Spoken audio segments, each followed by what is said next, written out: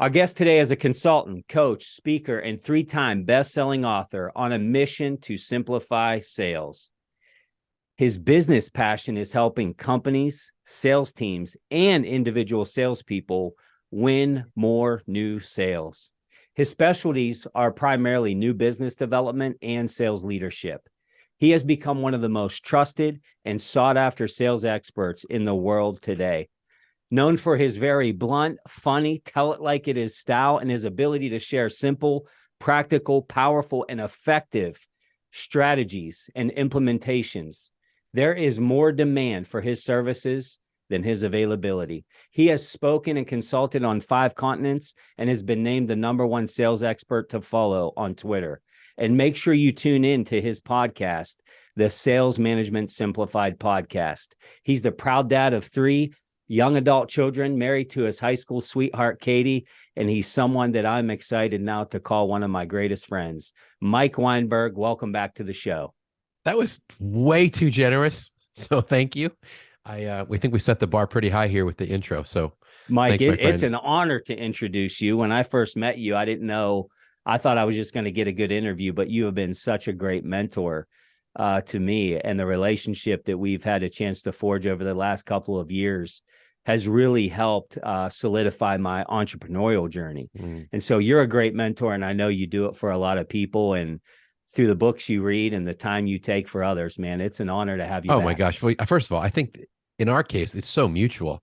I love watching what you're doing in our conversations. And, it was one of my privileges to have you come speak at one of my events and, expose you to my audience because of the value. People still talk about that event when we were together in Chicago. So the mentoring and the respect is incredibly mutual. So thanks for having me here. It was the shoelaces for sure. Dude, you don't understand. That is the coolest little thank you gift ever. Jeff gave me this pair of light, bright blue shoelaces to go with my navy blue 0 grand Cole Haan fabric shoes. And they pop, especially when I wear my nice sport jacket with the blue stripe and a blue shirt and that light blue shoe. Everyone notices, Jeff. So see that? It's it. There's something to be said about the shoelace thing. And I don't know if this is like, hey, listener, get something out of this, but here was my thinking around this. Like, the details matter. Here's what I knew going to Chicago that day, Mike, is one, I was a little starstruck. You know how I feel about you, your work, the impact you're making. And I'm like, I cannot believe that I'm going to Wrigley Field with Mike Weinberg to share the stage with him. And so I'm just thinking of ways like, how do I serve Mike Weinberg? We were on a break and I was wearing blue shoelaces and in my wingtips. And he was like, man, those shoelaces really pop. I literally from the airport walked into a Johnston Murphy. I bought 2 or 3 pair, whatever it was, wrote Mike a thank you note, sent it to his office. And here we are still talking about it today. Cause I'm like, if he doesn't remember me at all, he's going to remember these. Okay. shoelaces. And the coolest part, it's the thoughtfulness and the creativity, right?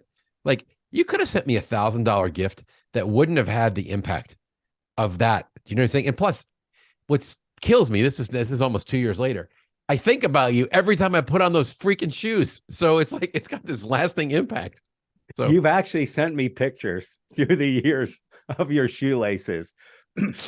But don't we talk about this to salespeople as well? As like, sometimes it's not how good your product is. Sometimes it's not how good your service is. It's how do we get out of the sea of sameness and get out of the white noise just to get some time with somebody. You got to be creative. We could do a whole episode on that topic, on same, boring, fit the mold. I'm like, stop fit the mold, break the mold, be bold. Like, yes, we're getting commoditized and we're not standing out because we sell like everybody else.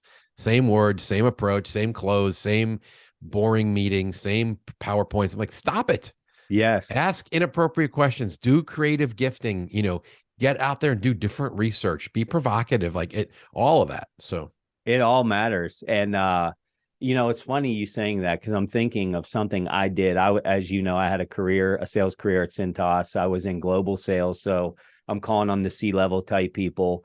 And we've all been there where the sales process just stops. It just delays. Something went off. They're not responding to email. They're not calling us back. I remember scrolling through the web one day and I see this bear, a legit live, real in the wild bear he's at this campground. He's literally sitting at somebody's table eating their food. And it looks so weird. And I'm like, that just took my attention. So I still have the picture of it to this day, Mike. When these sales processes would delay, I would copy and paste that picture into an email. And the subject line was, I could barely take it, spelled wrong in quotation marks. And then I'd go on this thing.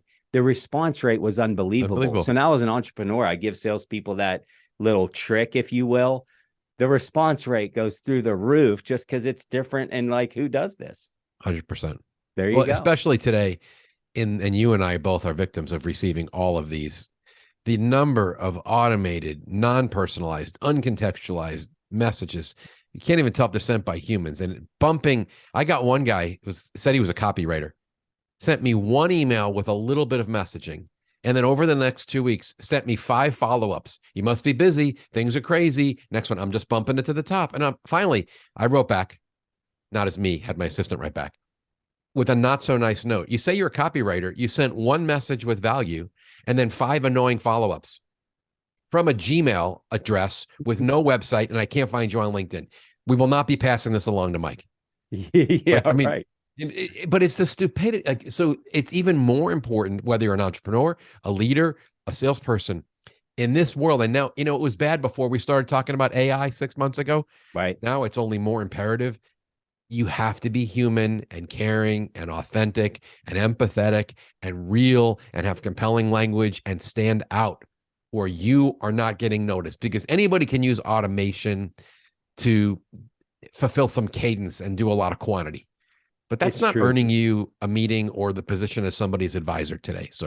So much white noise. Yeah. That reminds me of a post. By the way, if you're not following Mike on social media, do yourself a favor, because not only is the content great, but I will tell you his creativity. When you were talking about somebody sending you nonsense stuff, I remember a post that you put up about, is it me or is everybody getting DMs from Chinese girls?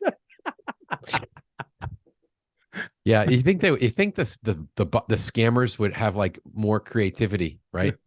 But they don't. They don't. Yeah. How are you doing today? That's their line, right? All right. Last thing on creativity, because you and I were just talking about this a second ago. I did a LinkedIn post 2 days ago that really, it was not business related. It was travel related, but I'm 55 years old and I can't read without my reading glasses. That's why talking to you into this webcam, I have my glasses on. This new trend in hotels where I guess, and it's green and I get it's less waste, less packaging. And it started with COVID, where they give it the larger shampoo and conditioner and body wash bottles in the shower. But some 23-year-old product manager is engaging designers that use a font that's microscopic to describe whether it's shampoo or conditioner. And the stupid bottles are never put in the same order on the wall. And you can't read the bottle in the shower, in the dark, without reading glasses. So finally, I got so pissed off last week because it was like the third hotel in a row. I took a picture of the bottles, the 3 bottles, and I did a little rant on LinkedIn. It's the second most popular post in 15 years of posting. Because it was just different, and the picture with 3 bottles and the stories of people cold and naked and scrambling for their reading glasses to get in the shower, it just connected with everybody. So it's just more along your lines, Jeff, of we need to break out and be creative. We really do. And what I talked about it, like, it's maddening because sometimes what you want the world to hear from you is your amazing content and all of your knowledge, but sometimes it's just attracting people to you, right? So that you can tell them what you do. Perfect. And exactly. that comes in all ways. So good. Well, I know you have what is no doubt going to be a life-changing book for a lot of people that are ramping into leadership. And I definitely want to talk about that today. But I also, Mike, before we jumped into some sales talk, I wanted to get your thoughts. People that know you, they know that you are the authority on sales strategy, sales implementation, how to do it the right way. But what a lot of people might not know is you're an amazing entrepreneur. And I remember some of the early conversations you and I had about this subject of, scaling and so on and so forth. We have a lot of entrepreneurs that listen to this show, and a lot of people that are embarking on the journey, transitioning from corporate to launch out. Mm-hmm. What's some practical advice that you have for people maybe that are in the, growing their own company or thinking about doing it? What are maybe some mistakes you made early, or any advice that you might have? Boy, that's a big question. It's a really good question.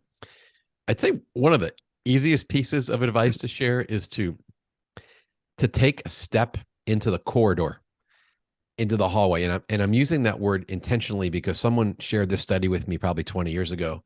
And it was a study out of Babson College. And I guess Babson is really known for its entrepreneurial bent and developing entrepreneurs. And they had studied all these business people. And they had discovered that those that are willing to take a step down the dark hallway, the dark corridor, and actually walk down the path before they really know what's going to happen, they're the ones that are down that corridor when different doors open up, so they can kind of stick their head in and investigate. When a lot of us just kind of hang back and wait around to see, if something pops up, we'll chase it. And it's almost like sales, where my favorite word, two favorite words, honestly, proactive and create. The most valuable salespeople, they're proactive and they're creating opportunities. They're not just chasing leads or things that, someone raises their hand. They're out there turning over rocks. Mm-hmm. And I think that same principle applies in the world of entrepreneurship. You got to get in the game.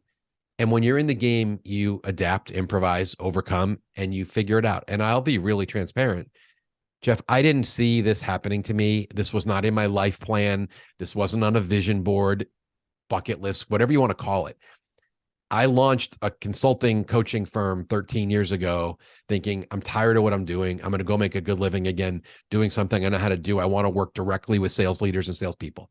I didn't know what would happen, right? Mm-hmm. So once I got into the game and I saw that there was different opportunity and I was getting a following on social channels, and all of a sudden publishers showed up and say, hey, you really can write and you've got this following. Why don't you do a book? Like I didn't, New Sales Simplified. If you saw the advance I got for that book, you would laugh. Like nobody saw this coming. So I didn't necessarily have a plan for it, but I have a friend and a mentor who's a man of deep faith and has been really valuable to me. And he uses this term a lot that you and I have used in the past together, stewardship. Yeah. And he's like, you need to be a good steward of the platform that's been entrusted to you.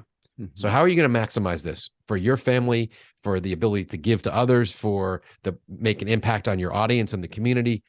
And that only, I think, happens when you're willing to step out in some faith and be wise.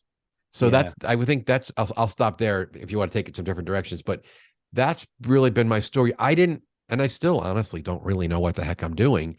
I'm responding to what's around me and I'm looking at opportunities and I'm deciding what to pursue. But it's because I was willing to take that step out and then doors began to open because I was down the hallway. It's great advice. And it seems so simple, but simple and easy are miles apart, right? Serve people. Like imagine this concept of just serve people. Like don't worry as much about the income statement as you do the people you are trying to serve. Because when you serve people well, all the other things typically fall in line. And look, we know the stats, 70% of entrepreneurs fail in the first 5 years, whatever it might be. But failing forward's a big thing. Like I thought, with all my business experience, I would be much better at this, but I'll tell you, the curve is, it is something tremendous. And I've learned more from failing than I have anything else in this journey, and calling folks like you and, other people that have built successful businesses. Is there a mistake that stands out to you, Mike, in your early journey that you're like, man, this one stung, but I learned a lot? It's the same mistake I'm still making too. It's a big one. It's not getting out of the way of my own inefficiencies or lack of gifting. The downfalls in my business are there because of where I have weaknesses or gaps in my skill set or my own style. And the biggest mistake in my business was not getting help sooner and bringing in people with complementary gifts, not similar gifts, complementary talents and experiences. I waited too long to get an assistant. So I was doing way too much admin and, clerical work that was keeping me from high value activities. And then it took me too long to bring in someone who my dear friend Shane, who is now my business partner on our content and events business. And our content and events business is just about equal to my speaking and training business. And in my mind, they're two separate businesses. I never would have planned it that way. But once I brought in a friend and a partner with complementary gifting, he was good at digital. He was good at process. He's good at details. I'm not good at any of that stuff. Yeah. We had a breakthrough. I do those events at the Porsche Center, the one you went to in Wrigley Field. Mm-hmm. That was his idea, not my idea. Wow. And you know how much work I do preparing for those? About 9 minutes. No, I got to show up and deliver. And the day before, I'm the nut job, like moving the tables like a foot because I want everyone to have a good like sight lines in the room. But he created the event. He does the marketing. He sells all the tickets. He's the guy. Yeah. I never would have got there. So all of that to say, my biggest mistake has been not getting out of my own way. And even today, as I look ahead, and I'm tired, after 15 years of doing this, I'm getting at the age where I'm looking at the different horizon. I'm like, I ain't doing this forever. Right. But there's a lot of productive years left. Mm-hmm. And I still know that my own shortfalls and the reason I won't achieve certain breakthroughs is because I get in my own way and I don't let go, or you play control freak, or you think you're too important, or whatever the stupid things that we all in entrepreneurial land do. Mm-hmm. I know that if I really want to have a breakthrough, I either need a coach, or I need a partner, or I need an outsourced resource. But that's really what, in my world, that's been my chain, is my own inability. Man, that is some clarity there. And I guarantee you that is resonating with some people listening. Yeah. And I'm in the same boat, Mike. And I think most successful entrepreneurs, they carry a little bit of a confident edge, right? And that can lead to being a control freak. And then you're looking at this labor cost, which is, a big expense. Mm-hmm. And you're starting out and you're like, oh my gosh, I could do this myself and save. But this is an investment into your company versus, do you want to create a job for yourself, or are you building a company? And last I checked, you build companies through great people on your team. I love hearing you talk, and you and I have such different backgrounds. It's funny how we align on everything from worldview to philosophies of sales and leadership. But, I was a street fighter sales guy, and but you became this super successful corporate exec. So you have this, you have this bent and understanding the organization that I really don't have.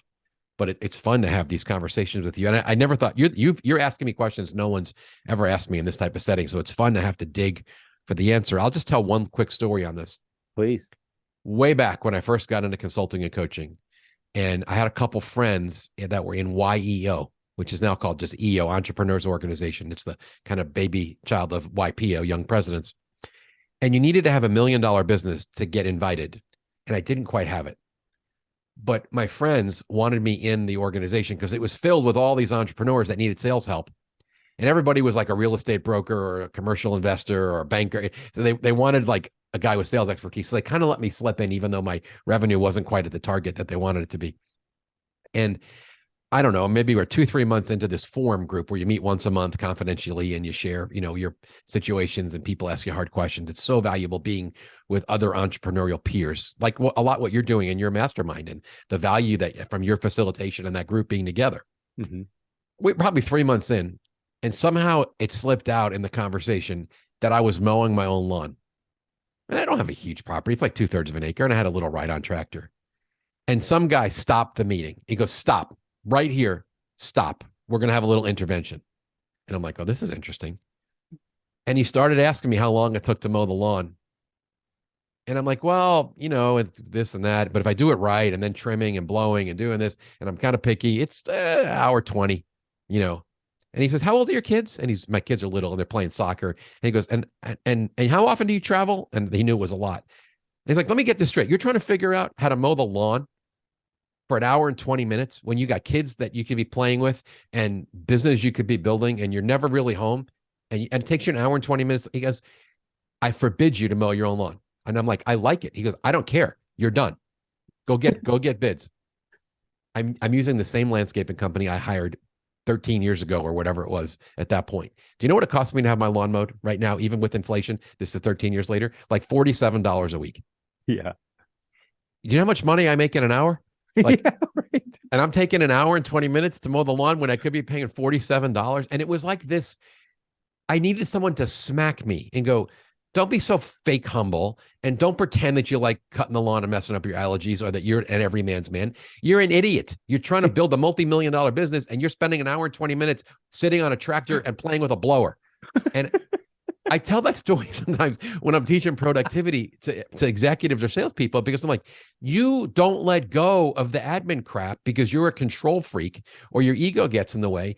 And you could be out selling for those 3 hours, that half a day, instead of delivering a part or chasing down a customer service fire, but you can't let go. And that's me with the mowing the lawn. And I will tell you, I mean, I can't imagine how much money I've made in 13 years in that hour and 20 minutes a week for 35 weeks a year or whatever the mowing season is, that I'm not cutting my grass. So I'll rest my case right there. That was bonus, Jeff. You didn't expect that story. I love all of it, because I'm going to tell you, this is so important. I always say we only get 24 hours. How we spend them is what changes everything. Jeff Bezos gets the same 24 as everybody listening.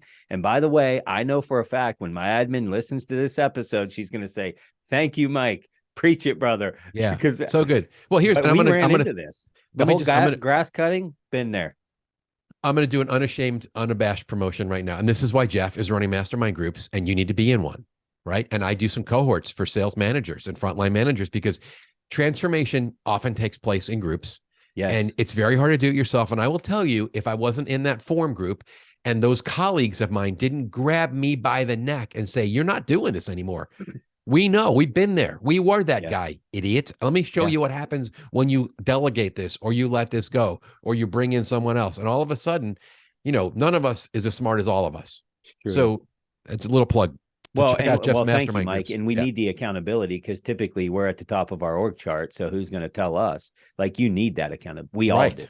Big time. All right. I'm sorry for derailing listen, you. There's a book launching and I am excited. I love giving away your books. There it is. Sneak peek. Get your pre-order in now, right on Amazon. I know that we are going to be ordering these books for our sales academy. But look, here's what the people want to know, Mike. Maybe they don't. Maybe it's just me. Your Sales Management Simplified book. I mean, it is literally, listener, if you Google greatest sales books ever written, Mike Weinberg's books are in the top 10 books, plural.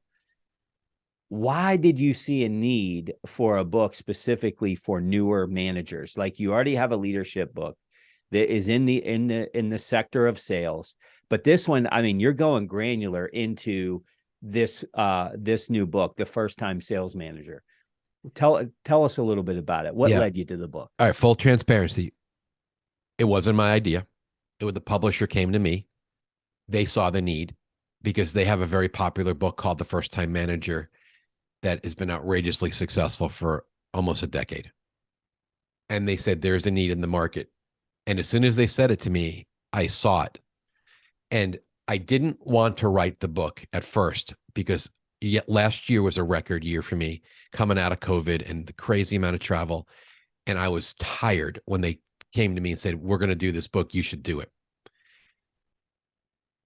But when they made the case, and then I sat down to outline the book, and I have in front of me here my little overview document with the chapter titles and the details in each chapter, the reality hit me that, and I love my Sales Manager Simplified book, and it drives a lot of my revenue, and the events and the cohorts and all that stuff it's all based on Sales Manager Simplified. Like, I have nothing bad to say about that book, and I'm thankful for it. But here's the truth. I wrote that book 8 years ago. And in the 7 years since it came out, when it was released, I have done a ton of sales management coaching, training, and consulting. And I've been on 5 continents, and I've been on companies that everyone knows the name of, seeing the dysfunction of these big billion-dollar, household name companies. And I've been in a whole lot of $50 to $150 million companies that have very similar sales management challenges. So the reason I was willing to do another sales management book was because I had fresh perspective, because the platform that Sales Management Simplified gave me to get deeply embedded talking about sales leadership with owners and senior executives and a gazillion frontline managers, I now had fresh stories and perspectives that I wanted to share. But the other side of it was, I wrote Sales Management Simplified based on what I had seen to that point. The first half of the book is all the sales leadership sins. The second half of the book is the framework and the high value activities that will help sales managers be successful. But because I've had so much business the last 7 years since it came out, I was able to write, and I'm not being funny about this, but this is a much thinner book. Mhm. And I was able to cut out some of the extraneous pieces and narrow it down on the precious few things that drive culture and results that I see working every day. So it's not that Sales Manager Simplified was more theory and this is more practical. It's that this is down to the brass tacks. These are the bare minimums that you got to do to win. And if you do these, you will win. And Mhm. that's part of what I saw. And the second part is I'm regularly around new managers. And I'll just say this because it's kind of fun. And my one fear with this book is because it's called The First Time Manager. Well, if you've been a manager for 2 or 3 years or 10 years, you're not going to grab it. But every single executive I gave this book to at big companies, whether it's Paychex or Salesforce or SAP or big Microsoft, I mean, I got some legit endorsements. Every one of those senior executives said, this book is for everybody. This is for seasoned managers. So that encouraged me. So it really is for everybody. But nobody helps you become a first-time manager. And today, no one is really mentoring, which is why I think you're having so much success in your business because you're so big on leadership and feedback and mentoring. And what does that look like? Yeah. And I was mentored as a young man. But today, everyone's running around with their hair on fire, sitting in virtual meeting after virtual meeting, getting pinged on Slack and text messages and every other platform and Teams. And they're getting yelled at with their head on a CRM screen. And no one is teaching people how to become leaders and mentors. Mm. So I felt like, oh my gosh, what an opportunity. One, to re-simplify and pare down my stuff, but also to equip and engage and energize this new generation of leaders and go, maybe no one told you this, but just in case no one has, I'm going to be the one to say it as a big brother. Your new job in management is nothing like your old job in sales. The Mm. only thing that's similar is the word sales, because it's a 180 from being selfish and winning on your own and owning your own time to no, now you win through your people and now you subdue your ego. Now you win through others. And the fact that the frontline, I'm just going to keep going because I'm rolling. The Yes. frontline sales manager, my opinion, is the most critical job in the organization because you drive the team that creates revenue. Mm. So when you lose sight of your priorities and you are getting dragged to meetings and you don't know what your high impact activities are, and you're still operating like an individual contributor trying to be the hero and do everything yourself, that's not scalable nor sustainable. So you play the hero and you do instead of coach, and you do instead of lead, and you do instead of hold people accountable. I'm going to tell them that you can't live like that. So I had the chance to write the book and then go out and interview a whole bunch of experts and bring some of my favorite clients into the book. And I'm going to be doing on my own podcast, interviewing some of these people to feature what they shared for me in the book. This is Mhm. what works, people. Listen Mhm. to these brilliant, talented, successful sales leaders, not the idiots on LinkedIn blogging from their mother's basement. Yes. Listen to what I'm saying. Listen to Jeff. Listen to these other people in these other companies because we've been there and done that. So now you got me all wound up, but Man, that's you're why I on. wrote it. Yeah. I'm telling you, and I would tell you the timing of the release of this book is probably, you probably couldn't have picked a better time. And you're right. I'm in the companies too. And here's what I find: the smaller the company, the less structure they have. And so there's no playbook at all. And it's like, look, you were good as an individual. Surely you're going to be great as a leader. Then you go to the extreme of the extremely large company that has layers of HR, and they got the best 3-ring virtual binder that money could buy. And they're just proud to say that we check the box every week, and the newly promoted leader has officially been through onboarding. Well, then explain to me why now more than ever before, year one turnover with new hire leaders is higher than it's ever been. And there's a lot of reasons for that, which this book is going to help us answer some of that. So, and look, maybe you're listening and you're like, and to Mike's point, like, this isn't just for a new leader, but if you're going into new leadership, sales or the like, get this book, because I'm telling you, don't just trust what your company's giving you. I'm sure you have a great company, but there are challenges that come with that, especially in sales, Mike. You know, there's big challenges for salespeople who thrived as individual contributors. They got, you know, shelves full of trophies, and they transition into these leadership roles. What are some of the biggest Oh my challenges gosh. that you're seeing? Individual contributor, elite performer, and now you're right back to level one. Yeah, I'll answer that, and then I want to come back and share with something that you really triggered in me when you were talking about companies. So I'm going to come back to talk about the fact that there are Sure. people in your company, whether it's big or small, that really have no idea what your primary job is as the frontline sales manager. And that will screw you up, whether you've been doing it 20 years or you've been doing it 20 days. But the biggest transition, and this was really hard for me because I struggled. My first 6 months in sales management were a nightmare. And I tell that story a little bit in the beginning of Sales Management Simplified. And then in chapter 7 of the new book, The First Time Manager Sales, I share some more details about my relationship with my dad and how I really broke down and needed some help from him to get my footing. And let me just say this for everybody. I was a top producer in 3 companies, and I had spent 4 years as a successful coach and consultant before I took my first sales management, sales executive position. Like, I was highly qualified, and I was royally awful. Mhm. I worked in a terrible company with people that had no idea what my job was supposed to be, and I inherited a mess, and it was a high pressure situation, and the economy was against us. Period. Put all that behind us. I was still awful. And some of my awfulness, and I get into the chapter on not being the hero, and then a chapter later on about getting off to a fast start. I started too fast. I was too overzealous. I tried to put my fingerprints on too many things. And one of my clients, Dennis Sorensen, who I featured in the book, and it's been on a few of my podcasts, one of his expressions was, you need to wander before you invent. Jeff Bezos has a book called Invent and Then Wander. And my friend Dennis says that's backwards. When you take over a new team, you wander and you listen and you let what you observe inform your plan. And I went in like, a bull in a china shop. I got to fix this. I got to turn around. I know better. I've been a coach. I've been a top salesperson. I'm going to get people to sell like me. Well, I was wrong.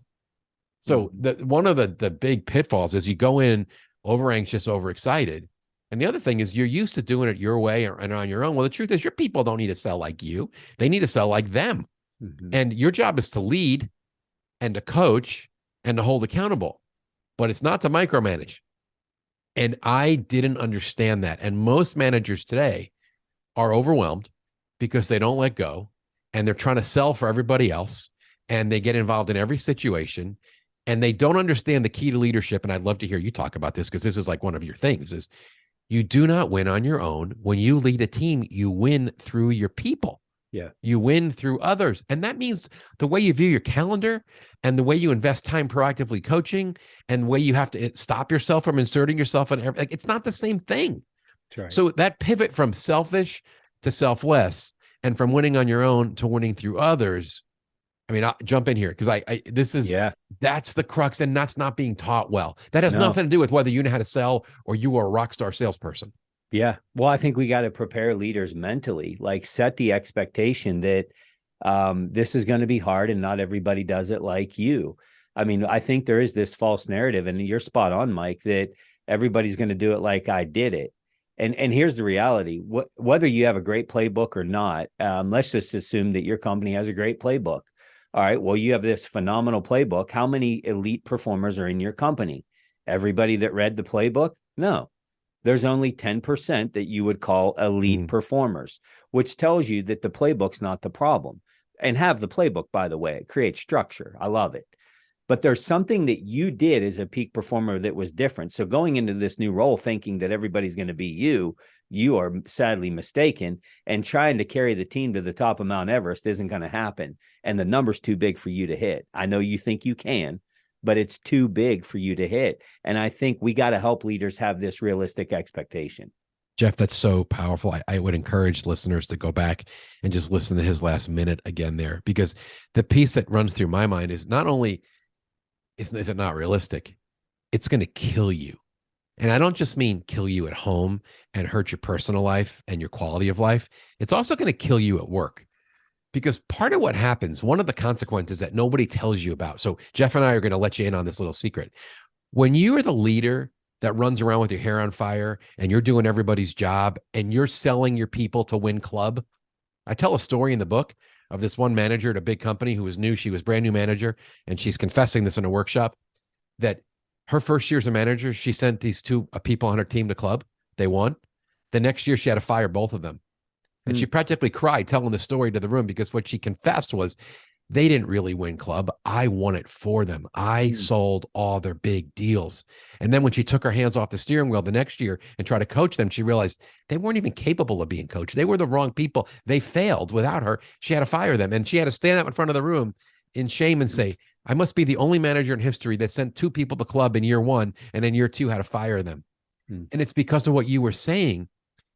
You can't do everybody's job. So one, you become unpromotable as a manager because you're not leading anybody. You're just doing at a glorified level. And Mhm. 2, you're going to kill yourself. You can't do 5 or 6 or 12 people's jobs. It's No. not scalable. You're not multiplying yourself. And it's hard. And I'm going to go back to one more point, Jeff, that you made me think of before. And this is going to be ugly. And I'm sorry to the senior leaders that hear me say this that are offended, but you need to hear it. There's a whole lot of senior executives in some big companies and even in smaller companies that have no freaking clue what the frontline sales manager should be doing. They've completely lost sight of the primary responsibilities. They drag them to every meeting. They bury them in crap. They send them 94 emails a day. They're always asking for forecast updates and spreadsheets, and they divert and distract the frontline sales manager from the primary job of leading the people, coaching the people, holding the people accountable because they're doing corporate stuff. And there are people in your company that are going to bury you in emails and assignments and ask you to attend meetings, and they want you to check little boxes and do all this stuff. And if you do all the stuff they want you to do, you know what you're going to do as a leader? You're going to fail because you're not holding your people accountable. You're not spending enough time coaching them. You're not doing the things that move the needle on culture and sales results. And that's a problem. Mm. Because if you can do all the right corporate citizen stuff, if your team fails, you fail. So I don't know, Jeff. Yes. I just get wound up about this. But look, you have raving fans listening right now on the front lines. There is no doubt about it. And it's this sea of sameness. Well, everybody else is doing it. This is the way we do it. Screw the corporate structure for a second, all due respect. And think about, is what we're doing effective? I mean, we're predictably going into some choppy economic waters. From all roads are pointing towards it. If there was ever a time right now that you want to give your salespeople some autonomy to bring in some revenue, it is right now as the release of this episode. And so I absolutely agree. And last I checked, as the leadership goes, so goes the team. And so we have to help these new leaders thrive in this role. And new leader going in, important to know, your first year, you're going to work harder and have less success than you ever will again. Like, keep fighting through that first year because you have the opportunity literally to change lives, to impact lives through leadership. Mike, I'd love your take. It's something I talk about a lot, and I know it's something that's important for new leaders, is this concept of accountability, holding people accountable. Because as an individual contributor, I didn't really need to do that. I was just kind of a lone wolf. At best, I was a mentor, but I never had to have the tough conversations for sure. It seems like managers fall into one extreme or the other. They're either overbearing and they got their thumb on everything, or they're completely aloof and they don't even bother holding people's feet to the fire. What say you, Mike? Like, how do I'd we say help that these you just folks? said that exactly how it is. In fact, I even had the word aloof in my head before you said it. There's one of 2 extremes. Either they're overbearing, micromanager, demotivating jerks, Yeah, treating people like children, they're or probably they're insecure. lost and totally aloof and unconcerned and not leading or managing anybody. The title of chapter 3 in this book is Your Number One Job is Ensuring that Your People Do Their Jobs. And I can't say it any cleaner, Jeff. We have 2 most important jobs, and this is my order. 1, making sure they do their job. 2, helping them get better at doing their job. Yeah. And they're not the same thing. And a lot of times accountability is not effective. And our accountability conversations and meetings and communications are not effective with our people. And this is my own opinion, but I'm just going to push on this for a minute, because the manager blends their desire to hold accountable with their desire to help people become better. And I argue that accountability and coaching are different. And those are 2 separate conversations. But the point is, at the highest level, your job is to win and to drive results through your people. And the job of the leader of the team is to transfer this burden for results and winning from our shoulders to their shoulders. Mm-hmm. So, and what's sad to me today is we have sales managers working 80 hours a week, getting 200 emails a day, getting, the crap beat out of them with all the pressure they're facing and all the politics and the just tremendous pressure. And we have salespeople at times with their feet on the desk on cruise control, working in air quotes virtually, not really making enough sales calls, not turning over rocks, not prospecting. And part of that is because we haven't shifted the burden. So in that chapter, I unpack the foolproof framework that I've been sharing forever on how do you do good accountability without raising your voice or threatening or demoralizing or demotivating or micromanaging. Because what we mostly care about is results, and results come from opportunity creation and pipeline management. Mm-hmm. And then that comes from activity. But most of us get it backwards and spend way too much time focused on metrics for activity versus what are you achieving? And I will tell you, I've had this conversation. I've got a great privately held billion-dollar client in the middle of the country in a really cool business. And I don't want to say anything else for, confidentiality reasons, but I've looked at the CEO of this billion-dollar company and said, one of your biggest problems here is that your sales organization is nuts about metrics and pre-call reports and CRM updating, and that there are significant penalties and grief for the salesperson who doesn't follow the rules of the admin of their job. Like there are consequences, and yet half of your people don't make their goal. They miss quota, and there's no consequences. And I'm telling you that we're focused on the wrong thing. And I mean, it was like a light bulb went off for him. Your managers are sleeping well because they feel like they're holding people accountable for doing behaviors, but they're not holding them accountable for winning business. And as my friend Mike Jeffrey, who I feature in the book, incredible executive, this is his line. He says, a struggling salesperson wants to talk about anything but results. So I'll just let that hang out there because this chapter in the book will help you be results focused and not be a micromanager, and help you realize accountability is not a dirty word. Yes. I've used the example of having bad breath, Mike, a lot on this show. And it's like, who wants to sit around and talk about, hey guys, I just wanted to let you know today my breath stinks. Like nobody is saying this, but the accountability, especially in sales, you mentioned activity. What else is there? It's one of the only jobs out of meteorologist that you can suck at it and win. Like if you have enough activity, like if you're going to throw accountability, and I love your top two things because I think you're spot on to that.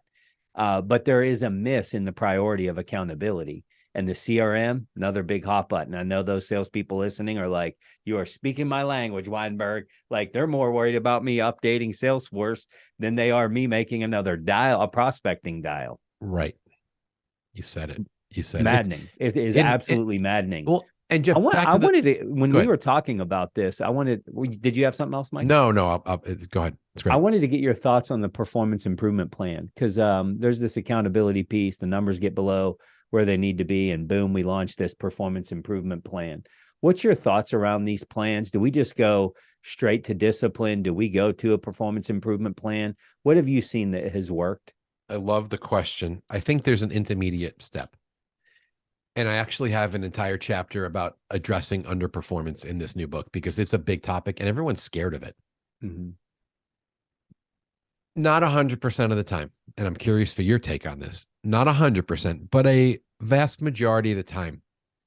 Once we get to the PIP, the performance improvement plan, the legal HR thing, that typically is more of a legal cover your ass, this person's going to get terminated thing.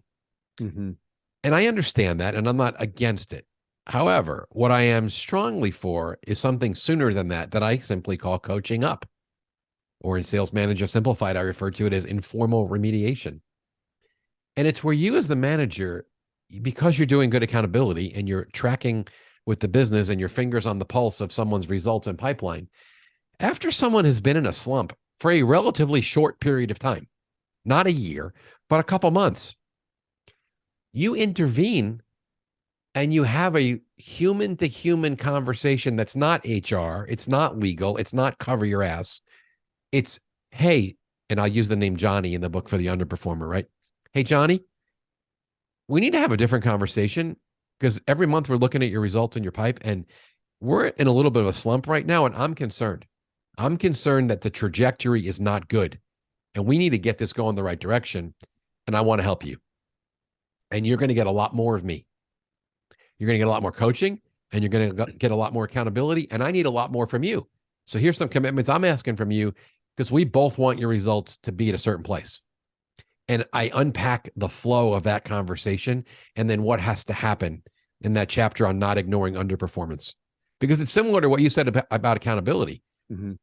Managers are either all in or they ignore it. And too many managers, and I think this is malpractice, they pretend it's not happening until it's too late. And then they do the legal thing and move somebody on. And I'm like, wait a second, you owe that person. They're on your team. You may have hired them, or you inherited them and they didn't get the mentoring from the last guy. You, if they're reasonably positive and they're not a cancer on the team, don't you owe them your best help? So what I'm suggesting is, if someone's struggling before the PIP, you double up your accountability, you double up your coaching, and you get a double commitment from them on what they're going to do.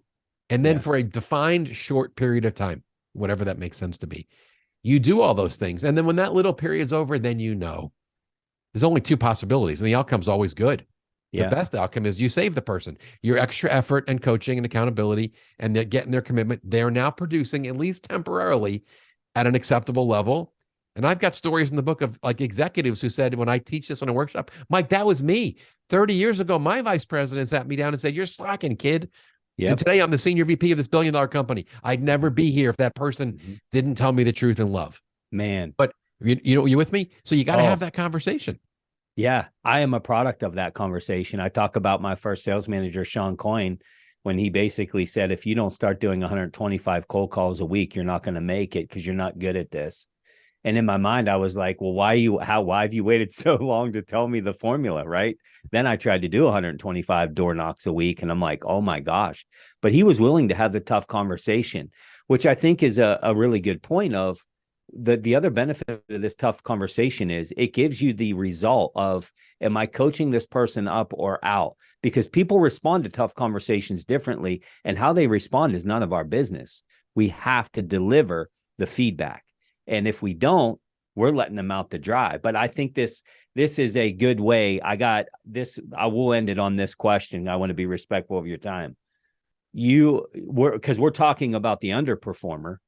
And here's what we know, and you address this in chapter 7 with some great advice, which is where you encourage managers to spend their time is with their best people. Because, man, we can be the moth to the flame with their underperformer, the toxic person, the one that's always late to the meeting, all of this. Can we dive into this one a little bit? Because I think you spell this out well. Yeah, you set that up so beautifully. It's both. We do need to address underperformance, but, and my dad said this to me in one of my very first conversations with him when I was trying to get my feet under me and build the foundation as a sales leader, we tend to ignore our best people. And what he said to me that day, I mean, I could picture where I was sitting on this phone call, is your best people are the ones that know what to do with your coaching. And they're the ones that can go get you more business when you really need it.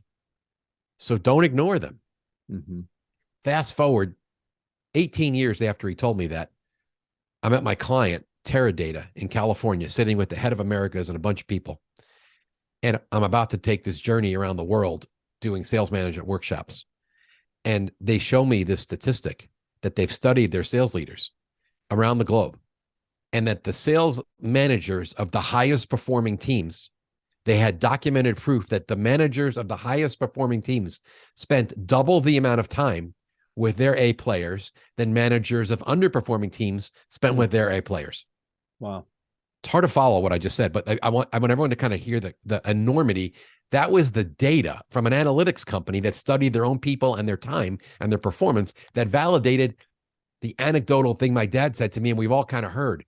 Spend more time with your best people. So one, you're going to drive more business. The second benefit is, and this really is what helped me when I was struggling as a sales leader early on, my best people helped teach me the business. And here's the other thing, Jeff, and I know you've seen this. Your best people are not insecure. When you go work with your people that are struggling, they don't take you into the customers that hate them. And you don't always hear the whole story. All you hear is excuses. When you go work with a great person, you know what they do? Hey, Mike, you think you're so smart? I could use your eyes. Why don't you help me? This company, I cannot crack the nut. You're coming with me. You help me run the sales call, and then we'll figure out what we're going to do. Okay. So not only are they teaching you the business, they're not insecure. So they're taking you into the tough conversations and the tough customers or prospects. So you're learning the business firsthand better, and you get insight you never would have. So it's more fun. You have more energy. You drive more business. You get a better education. Oh, and by the way, you actually hang on to your best people. One of the things I preach in this chapter in the book is that you should discriminate, not based on race or gender or age or religion. No, that's illegal. You should discriminate based on performance. Love it, Mike. Your best people have earned more support and attention. Break some rules for them and help them win even more. That's not illegal. That's smart. So you asked, and that's the best I can kind of sum up. I love all of it. And I always tell people, if you have a peak performer, unapologetically tell the rest of the team they've earned the right to not grind on the phone prospecting block for 4 hours. They don't do that anymore. And when you have 5 President's Clubs in a row, you won't have to do that anymore either. But I think there's something golden about what you're saying is, why would we not double down our efforts on the people that are probably carrying 70% of our top line sales, literally? Grinding away at the performance improvement plan, the discipline, the hard conversation, and this person's over here killing it. Because here's what we've learned through COVID too, is however much you're paying them isn't enough to keep them. It's just not. There is no end to that number these days. So you better find a way to engage these people. And what I would love your thoughts on this question. This is a question I tell people to ask their peak performers often, to engage them, because they're robots, man. They're just going to bring results. How do we engage them? A question I love to ask the peak performer is this: how do we get other people to do it like you? I've never heard it that way. I love that. Because then it's like, oh, wow, I'm noticed and they need my help. Because you talked about, like, tell them you need their help, especially if you're a new leader, you need their help. But you need their help in so many ways because they have transcended the playbook. The playbook isn't enough. They have transcended it. How do we get more people to do it like you? I think it's a great chapter. It's a phenomenal book. And doubling down on those peak performers, absolute gold. Love it, Mike. What else should we know about the book before we wrap up? It's coming out September 6th is the day we're going to kind of pour a ton of energy behind the launch date. It's a fast read. I've been joking with people. It's a 3-night read. I mean, I write at like a 3rd grade level anyway, and there's a lot of stories in here. There's some personal stuff. I talk about a pastor who mentored me and how he taught me that being for me, like one of the big pieces in the book is understanding connecting on a heart level with your people. For as much as I get in there about accountability and coaching and all the high impact activities, I also went down the other side where when people know that you're for them and that you're on their team, they'll do anything for you. And I talked about how I was mentored by a pastor who really stretched me and challenged me and took me to places I never thought and put me in positions I never thought I would be in leadership, because he was at my back blowing wind in my sails. And it was really powerful stuff. And there's stories from my own golf coach. I mean, my favorite story in the whole book is the 9 holes that my #1 ranked golf instructor in my state, from when he played 9 holes with me, and what it did for my game. And the entire time we were on that golf course, I was dual processing the amazing golf coaching I was getting. But what I was really doing also was asking, oh my gosh, what if sales leaders would do for their people what my golf coach was doing for me? And actually get with them and prepare them before the round, and then go ride around with them and challenge them, and then sit down after and debrief and strategize and bless them. And it's a really cool combination of stories and really practical. And it's a short read. And I'm excited for the feedback of both new leaders and then seasoned leaders. And I'll give you one last funny anecdote. A friend of mine named Dominic, who's a sales rock star, read the book. Can't wait to promote it. And he sent me a note and he said, Mike, I'm going to take a different angle if you're okay. He said, this book was further proof for me that I do not want to transition into management. I want to remain a rock star individual contributor. And he said, are you okay if I put that out about the book? I said, not only am I okay, I want to interview you and I want your story, because I revealed the truth about how hard frontline sales management is. And if you read this and it convinced you more that's not you, I am thrilled. And I would love the world to hear that story. So maybe the book's also for people who are considering management but not sure. And this will either get you really excited, or as in Dominic's case, you're like, no, thanks for reminding me why I don't want to do that. I want to have freedom, and I'm not going to play That's a manager. gift. So that's That really is a fun. gift. Yeah, it's fun. The worst place to be if you're not supposed to be there is leadership. There's no doubt about that. Yeah, operating Mike, outside your natural you area. are Yeah. an amazing gift in so many ways, and we surely here on our team value you and the mentoring that you offer and the coaching, and clearly your legacy is unfolding. Like these books that you're writing are going to impact generations beyond all of us. And so on behalf of all the listeners and our team here at JHE, we just value you and the work that you're doing. And quite frankly, you're helping other people reach their dreams and their goals. And so thank you for all that you contribute. Well, you're really kind. This was my favorite conversation yet about this book. Yeah, I love where you took this and the fun dialogue about entrepreneurs and all that. So, Jeff, you're so generous and so kind, and I'm so thankful for our friendship. And it's fun to watch the impact that you're making in this community. And we have a lot of work to do together. So all the best to you and your team as well. I'm looking forward to it, Mike. Thanks again. And listener, thank you for joining. We appreciate you. Make sure you go to pre-order Mike's latest book, First Time Manager Sales, on Amazon. You can learn more about how he's equipping sales organizations all over the world by going to mikeweinberg.com. Also, if you're interested, you've been on our website, you've been contemplating one of the 3 groups, virtual groups that we have, the Executive Mastermind, the Leadership Development Group, or the Sales Training Group. Anybody that signs up within 30 days of the release of this show, you will get a free copy of Mike's most recent release. We'll be sending that to you in the mail. And until next week, keep making a difference and keep turning the pressure into potential.